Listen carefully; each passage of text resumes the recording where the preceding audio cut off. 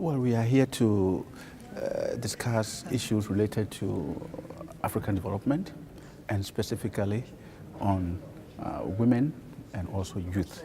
So that is what the whole thing is focused on. In the morning, we had issues related to women, and then in the afternoon, we have issues related to the youth.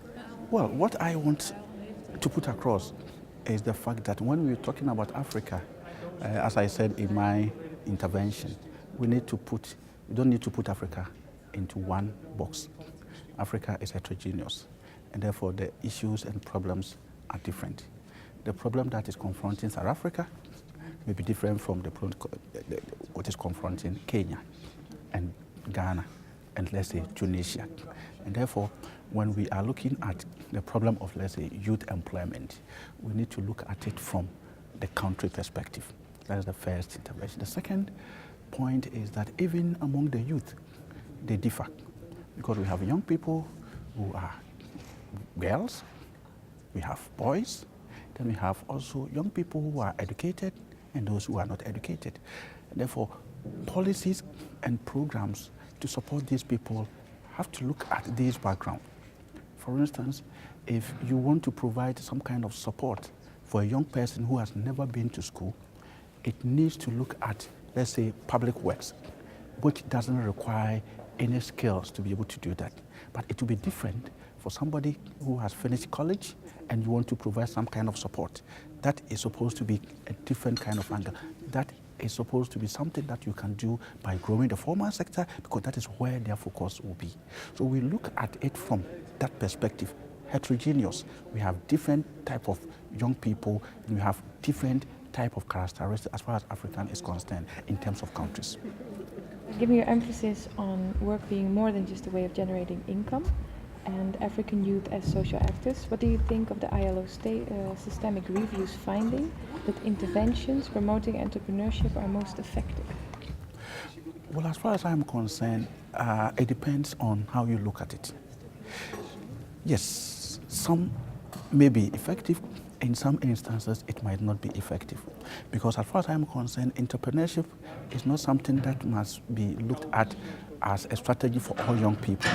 Because entrepreneurship is risk-taking. And we have young people, some young people who are risk-takers, some young people who are risk-averse. Therefore, those young people who are risk-averse may not want to go into entrepreneurship. Entrepreneurship is not something that you can always get people to do through training.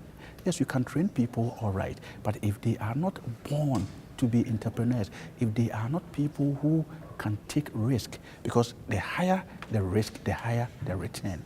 Therefore, if that person is a risk averse, that person will not want to take risk, will take just a small kind of risk, and therefore the return will be small. And in that instance, you will not get that person to progress and so on. So there are some young people who will be able to succeed when you push them into entrepreneurship.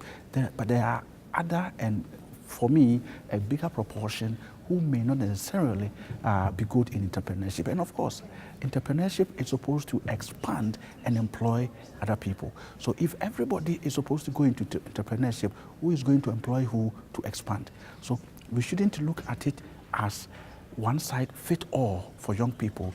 We should look at entrepreneurship as one of the tools to address youth employment challenges in Africa, and we complement it with other kind of interventions.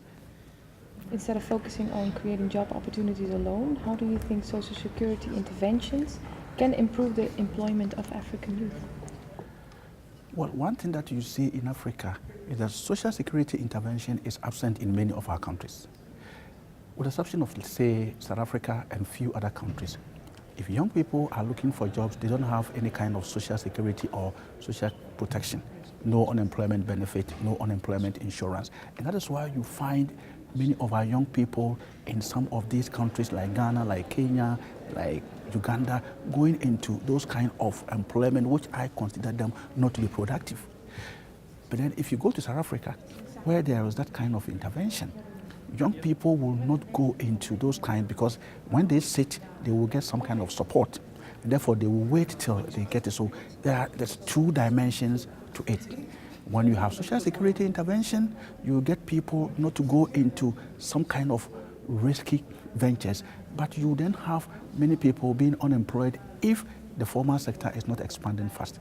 But if you don't have it, then people will find their own social security and do something to survive. And that is what you find in some countries, that yes, youth unemployment may be low, but you have many of them into this kind of unsustainable jobs.